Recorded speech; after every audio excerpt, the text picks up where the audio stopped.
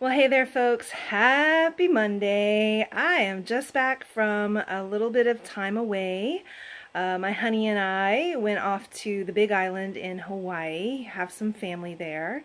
How lucky are we? And, we got some time to just kick back and relax and really get perspective. That's one of the things that I love about kind of getting away from your day-to-day life. But what's also so is that while I was there, I was in the midst of taking some time down, really having to fight for somebody that I love, my mom. So my mom is in her 80s and she has Alzheimer's. And this has been a very long journey. Probably back in 2016 is when we first found out that she, was starting to show signs of dementia, and then later diagnosed with Alzheimer's. And, it's been quite a journey of trying to find, housing for her. She's in St. Louis, I'm in San Francisco, and so trying to do this a little bit from afar. And don't get me on my soapbox right now about how effing hard they make it to move someone between states when you're looking for support like Medicaid, Medi-Cal, all of that stuff. So that'll be another bitch session for another day, because let me tell you, it's so ridiculous, so very ridiculous. That's all I'll say about that. So there are all these roadblocks to moving her to San Francisco, which would ultimately be what I would want to do. Now, she's been in great facilities. She's been in not great facilities. And this past year with the pandemic has been just painful, because not having somebody be able to go in and be with her and take care of her and keep eyes and ears, on the situation has been just really tough. And now that things are reopening, the person that supports me as a companion care person, big beyond surviving moment, have to ask for support, have to get support. We cannot do this alone. I'm so thankful for Elizabeth, who goes and spends time with my mom and advocates for her, and she is just, she will raise hell when we need to, and we've had to. It's been heartbreaking. It's been really heartbreaking, the pictures that I'm getting from Elizabeth of my mom naked in bed.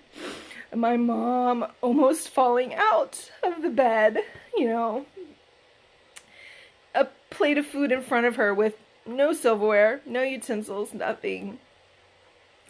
And it just makes you wonder, what are these people thinking? What's happened? But I know what's happened. It's trauma. And it does not excuse how they are not caring for my mom.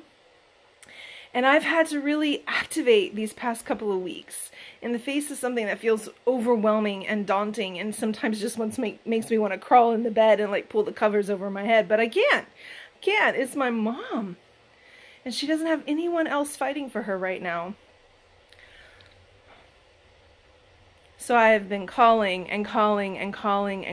different places and just doing whatever I could to find her a new home. And today we got some really good news that she is going to get a bed in a new facility where my nephew actually works. So she'll be close to him, and it's a much better facility. And so honey's coming home. You want to be on Instagram Live? Playing the drums, celebrating. So we're celebrating that she's going to have a safe home. But it's just got me thinking a lot about how we have to really, really sometimes fight for the ones that we love. And sometimes that's ourselves. Sometimes that's somebody in our life. It's really egregious what's happening in, these nursing homes. And it makes me so sad to think about all the people who are there, who are being harmed and injured, and they don't have somebody looking out for them. And of course, I can see so many parallels between what's happening with my mom and survivors of trauma. And my mom did such a great job of taking care of me and protecting me when it came down to it. And now it's my turn. to take care of her. But you know, without the healing work that I've done, this would be so overwhelming and so much more difficult than it already is. If my nervous system wasn't able to like slow down and regulate and take care of me in the midst of this process. So, you know, when we're wanting to fight for somebody that we love, when we're wanting to advocate for somebody in our life, we have to make sure that we're also taking care of ourselves, because it is rough. I had one of the roughest nights of sleep last night. I just was like, I'm going to go to St. Louis. I'm going to take her out of there. I'm going to go stay in a hotel with her. Like, you just start going to all these places when you're feeling, oh, this has been such a circumstance of feeling so helpless. You know, all these systems in place and rules and red tape. Money's a part of it, and family's a part of it. Family not being a part of it, not supporting.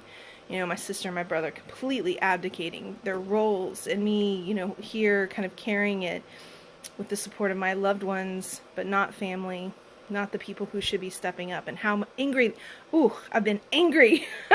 And so, my gosh, like, how many things have I felt sad, I felt scared, I felt hopeless, I felt helpless, I felt angry.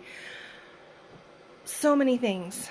And so I just want to offer you all today that whatever circumstances you're up against, whether you're fighting for yourself and your own health and wellness, or you're fighting for somebody else, stay encouraged, get support, let yourself feel all of those feelings, stay connected into choice. One of the biggest beyond surviving tools that I have used throughout this entire process is just coming back to the question, what's my best next step? What choices do I have available to me? And making sure that I'm talking about it, sharing about it, and not giving up hope. And so here we are, and I know my mom will be much better in her new home. So as always, thanks for being here, part of this community. If there's anything I can do to support you in the fight you're fighting, I'm here for you. Have a great Monday. See you next time.